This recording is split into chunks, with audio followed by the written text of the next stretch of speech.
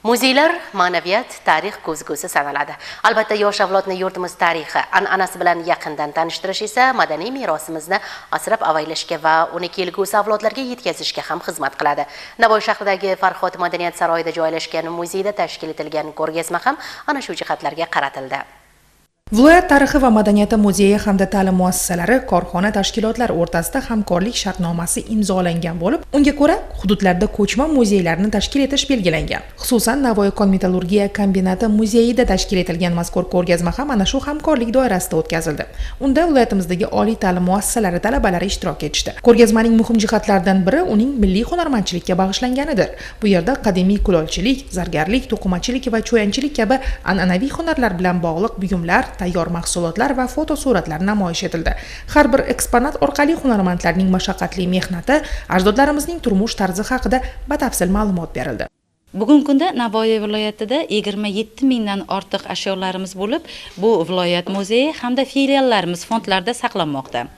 Har bitta fonddagi mavjud ashyolarimiz 10 ta bo'limga ajralgan bo'lib, etnografiya, arxeologiya, numizmatika, tasviriy san'at, ko'plab bo'limlarimiz mavjud. Bugun ham mana tashkil etilgan madaniy ma'rifiy ko'rgazmalar tadbirimizga 40 dan oshiq ashyolarimiz bilan tashrif buyurdikki, har bitta buyumimizni Navoiy viloyatiga boshqa vodiy, boshqa vohalardan farqli ashyolarni ko'proq olib kelishga harakat qildik. Bu tadbirdan kutilgan maqsad mana shu yoshlarimiz ongida tarixga bo'lgan faxr, mehr tuyg'ularini shakllantirish.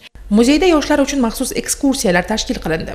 Muzey xodimlari tomonidan har bir eksponat haqida batafsil ma'lumot berildi.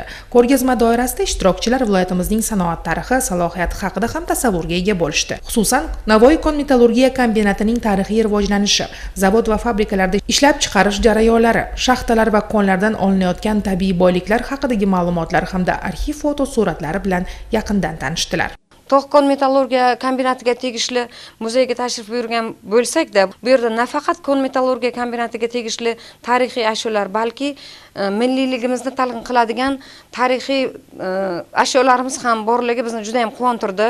Bu haqida qancha ko'p ma'lumot olsak, shuncha kam deb o'ylayman. Talabalarimiz mana shu yerdagi berilgan ma'lumotlar bilan ancha o'tmish haqidagi, tarix haqidagi fikrlarini kengaytirishdi. Mazkur ko'chma muzeyni tomosha qilish jarayonida yoshlar nafaqat o'z yurtlari tarixi bilan yaqindan tanishish imkoniga ega bo'lishdi, balki madaniy merosni asrash va uni kelajak avlodga yetkazishning muhimligi to'g'risida ham fikr almashdilar.